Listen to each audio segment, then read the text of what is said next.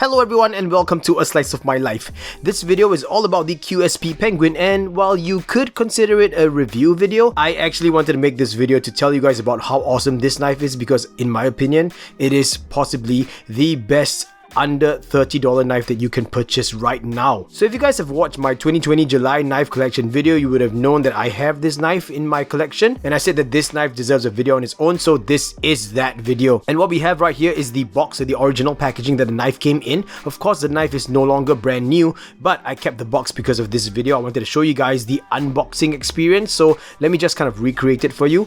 First of all, you actually have this QSP box, and it is a predominantly black colored box, but it does have some gold kind of a wash on it, like it's a bit of a gold foil, which gives it kind of like a worn bronze kind of look. But on the bottom you see the model number, which is QS130B, and on the side here you actually have the name Penguin, D2 blade, Jean MICARTA handle, and again the model number. So this is the QS130B by QSP. Better knife, better life. Oh, by the way, QSP actually stands for quality, service, price. Pretty awesome, eh? So you just lift the lid off and you'll be greeted with a card, kind of like a COA, but not so much, more like a business card, but also a card about your knife. And this card itself also contains all the details about the knife, including the material of the washers. So you've got all of the dimensions listed out here. The only thing that was not really stated clearly was the handle option. So that's the materials of the handle, and mine is actually in Jean MICARTA. Now I personally prefer to call it denim MICARTA, but yeah, Jean MICARTA, it means the same thing. So just going by pure gut feel, I would have assumed that one of these boxes would have been checked. But anyway, cool to have this because you actually have all the details here, so I don't have to run through them in this video. And on the back is the company motto, as well as a QR code that probably leads you to the website itself. So yep, QSPknife.com. And then you have this foam layer that goes aside, and you have the knife. Now the knife initially came in a transparent plastic bag that is no longer here, and on the bottom is another layer of foam, and then that's it. Now I'm aware that these were actually on sale over at Drop. Well, kind of. I don't want to use the word on sale at Drop. Well, these were listed on Drop at just about $21 US, which is a super steal. But I guess the main trade-off is the fact that you have to wait extra long. So if I'm not wrong, I heard that people who ordered via Drop had to wait for a month and a half before they actually got it. Now I purchased mine from Blade HQ, and mine was $29, which still is a super crazy price point. That value for money for just this knife. Now let me explain to you why. First of all, there are MICARTA handles. Now these actually are lighter than all of the pictures I've seen of this online, and of course, I mean, we're talking about MICARTA here, so the material, or I should say the weave of the denim, is of a different orientation. The ones that I've seen online are of a darker blue, and some of it even have a grayish hue, but mine is kind of like faded jeans or faded denim, and it's actually quite smooth. It really feels like worn old denim, and it's quite comfortable to hold. Despite what I would have assumed just going off whatever I've seen on pictures, it does look a bit rough. It does look like it has quite a bit of grip to it in pictures, but this one here in my hands is actually pretty smooth, and it makes for very, very interesting texture. This really feels like as if I'm holding my jeans in my hands, so that's really, really interesting to me. If you're not a fan of denim MICARTA, they do have two other options available at the same exact price point, and that is brown or green linen MICARTA. This also has a lanyard slot, and if you're wondering why there are two screws protruding here, that's because these screws are actually used to fill up the slots here. What slots? The slots for you to switch the orientation of the deep carry pocket clip. It is a tip-up carry, but it's ambidextrous. Tip-up carry is something that I really enjoy. I don't really carry my knives tip-down carry. I carry them tip-up carry. But for those of you who are looking to switch the sides of your deep carry pocket clip, this one is able to do that. If you guys remember the Oni by Damn Designs, those were produced by QSP as well. The G10 versions of the Oni featured the same pocket clip, so I guess this is QSP's trademark pocket clip style. It does have two cutouts here so that you could easily access the T6 Torx screws there to remove the pocket clip, and then it slips in between the liner and the scale, and you can just flip it over, which is really pretty darn awesome. Since I mentioned liner, it is pretty obvious to you guys that this is a liner lock, and just as it states there on the details card, this thing actually has copper washers. Now I don't know if it really is copper washers or if they mean phosphor bronze, because I've never seen or heard of copper being used as a washer material. I may be completely wrong here because I don't know everything about the knife world and knife making, right? Now, the opening mechanism on the knife here is a dual lug thumb stud, which also adds another point to this being ambidextrous. Now, I do have to say that the thumb stud here on this side of the knife is a lot smoother compared to the thumb stud on this side. This one over here feels a bit rougher, and I don't know why. But I gotta tell you guys, the action here is pretty solid. It is possible for you to deploy the blade just by having your thumb on the thumb stud, which to me is a benchmark in terms of good tolerances and a good detent strength. So yeah, since I've done that, this is the lockup. Pretty good lockup, and then we close the knife and it's super smooth. Now, for me, whenever I get my thumb behind the thumb stud, I can deploy this with a lot of authority, just like that. This thing just flies open, and the tolerances on this is really, really good. Now, you guys can tell how smooth it is because I'm able to just slowly move this thing down. Of course, it is not drop shut. Now, I've been using this on my EDC for the past, I think, about 3 weeks or so. And yeah, of course, I don't really go out very often. I do step out of the house daily to get myself some coffee every morning, but this is always in my pocket whenever I leave the house. And I gotta say that I have not yet opened this guy. I have not relubed it. This is completely stock in terms of the lubricants and whatever. I have not opened it up at all. And the next question that I'm guessing you guys are asking is, can you actually use your middle finger to deploy the knife and kind of spidey flick it open? And my answer is yes. It doesn't really take much practice, but it takes a little bit more strength because the detent is a bit stronger in this knife. But there we go. Once you get it, it's going to deploy with no problems at all whatsoever, which is pretty awesome. Now, I know that G-Man asked me about deploying this upside down. So in this position, I am still able to use my middle finger to deploy the knife. Now, this is kind of like in a funny, strange angle because of the way my whole camera and desk is set up, but I'm going to try it anyway. So let's see how I do this. There we go. Yeah, I did it in a really weird angle, so I have to apologize. But yes, it is possible to do that. The tolerances on this is actually pretty good. The detent is pretty good on this knife. I'm going to deploy the blade again and tell you guys that this is made in D2 steel. I know that there are some knife steel snobs out there, and I don't blame you for being a steel snob. So just to be very precise, this is a Chinese-made knife. This is made in China, and so it is safe to say that this is Chinese D2. And while personally I don't think that that actually makes any difference, it doesn't really matter to me because D2 in general is a pretty good steel. I'm still mindful that it does matter to some knife enthusiasts out there, so I'm mentioning that right now. So with the blade deployed, you actually have the D2 marked here. And on the flip side, you have QSP's logo right there. I am aware that there are some Chinese knife makers with some really large and gaudy logos that are just placed along the blade somewhere, but I like the fact that QSP's kept the logo small and minimalistic and kept it up here right next to the thumb stud, which is pretty awesome. The next thing I want to mention is that on the website, QSP states that this blade is in a two-tone satin finish.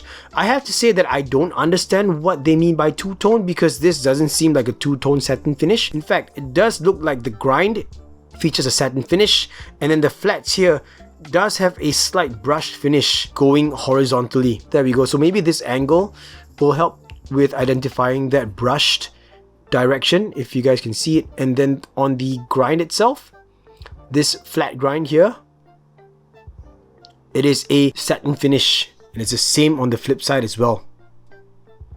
All in all, this knife weighs in at about roughly 89 grams or 3.14 ounces, which is gonna fit very comfortably in most pockets. I don't think that you'll find this very heavy. 4 ounces is kind of like the benchmark for when a knife gets too heavy. Again, that is something that doesn't really bother me, but I just want to put it out there as well. This has a 3-inch cutting edge. I mean, to be exact, they listed as a 3.06 inch or a 78mm cutting edge, and to me, just about 3 inches is a perfect length for EDC blade, and I really enjoy this very, very much. Now let's talk about some other nuances that of course people don't really advertise. Is this ergonomic in hand? I have to say that this actually feels very comfortable in any kind of grip. And I love the fact that the pocket clip is so nicely rounded that it doesn't bite into my hand at all. I can bear down on this and it doesn't hurt. And if I were to stretch my thumb up, it rests perfectly on the jimping up here, and this jimping here is really nicely finished. It is very nicely rounded. It's not one of those kind of subtle rounding. It's rounded very nicely, and I really enjoy it. It doesn't bite, it doesn't snag, and it does offer a very good grip here, and it's a very comfortable placement as well. I like this a lot. In the reverse grip, this is comfortable as well. You can see that the end of the knife is right here, so it's a perfect size for my hand as well. I really enjoy this, and like I said, there is a lanyard slot. There are 2 standoffs here, so if you want to kind of, I guess, bling this up and swap the standoffs for something a bit more premium, then by all means go ahead. Now with that said, I'm going to talk about closing the knife, and I have to say, first of all, really job well done to QSP on this. If you look at the show side scale, it is recessed. And it's recessed to the point that it makes the lock bar really easily accessible. And it's recessed to the point that 1, it looks good, 2, it offers more than enough space for your thumb to slip there to disengage the lock bar. You don't have to reach in and perform some strange finger dexterity movement or use your thumb, nail or whatever. It just works. It's so comfortable. And there are some jimping on the lock bar as well. And I have to say that the jimping here is also really well done. Really smooth, really rounded, and very comfortable to use. Lock stick is also almost non-existent here. That is really easy to disengage. And like I said, really smooth action. I don't know how they've done this. There is absolutely no blade play. There's no lock rock at all. No horizontal, vertical or whatever kind of play. And this thing just fires open and it closes really smooth. You can even deploy it really easily with your middle finger for under $30. It is really undeniably super good value for money. I gotta be honest with you guys, I didn't really think twice about anything to do with QSP. The only thing that I can say is that I know beforehand that they are capable of creating some really good knives, because they made the Onis by Damn Designs, and those are really some well-made knives. Now I got denim because I've never handled denim MICARTA before, and I gotta say it's a really unique texture.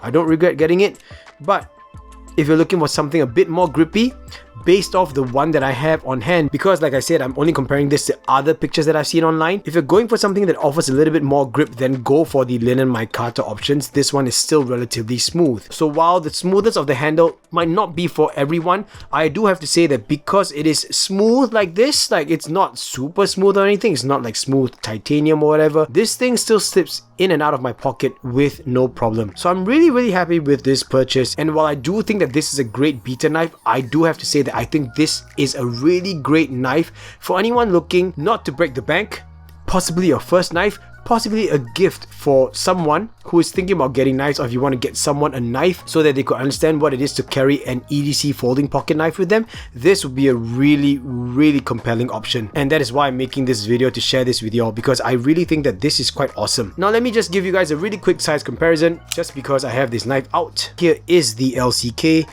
and I'm going to shift these to the side and line these up. A Benchmade mini griptilian. So this sits in a comfortable middle zone. It is shorter in overall length when compared to the LCK, and slightly longer when compared to the Benchmade mini griptilian. And of course, for the last knife, it is the Para 3 by Spyderco. So it is looking like it's almost in the same length as a Spyderco Para 3, but if you look at it like that, you could tell that this is a lot sleeker and it will sit a lot more comfortably in your pocket. Now, this thing is almost like a rectangle when it is in its closed position, compared to my favorite EDC knife. I mean, just look at that, right? And that is it, everyone. Thank you so much for sticking all the way throughout and sharing in this slice of my life. I hope that you enjoyed the content today. I really wanted to share this with you, and I hope that you found this interesting. If you like the content that I'm putting out, please consider subscribing and make sure that you hit the bell if you do. And also, I run a Patreon page. I'll put a link up here to that in case you want to go check it out. Now, I'm having some problems with that card thing up here. If it's not appearing, then I'm trying to sort it out with YouTube, because ever since YouTube made a UI change, I'm not able to get those cards working, so I do have to apologize. But I'll still put a link in the description box down below to the Patreon page in case you want to check it out. And if you do become a patron of mine, thank you so much in advance. It really means a lot to me. Now, once again, I will put a link to this knife in the description box, but that link will be a Blade HQ link as well as a QSP knife listing link. but I don't think that they are selling it straight on the QSP website. So if Blade HQ is sold out, all you have to do is just run a Google search on it, because I think that most major knife retailers should be carrying this knife. I mean, it is just too awesome to pass up on. I will say again that you can get it cheaper on drop if this goes up again. If this happens to appear on drop and you don't mind the long wait time, then snag it. It's really worth it. I mean, getting it under $30 versus getting it just $1 more than $20, like, that's really a no-brainer. If I could have gotten this at $21, I gladly would have, you know, like even under $30, this is really such a good value for money already. And that is it. Once again, everyone, this is the QSP Penguin, or the QS130B. And like I said, this is not a review video, this is not a first impressions video, it is just me wanting to introduce to you guys what I think is a really, really good product. And I will catch all of you in the next slice of my life. Until then, everyone, Gaga Boos.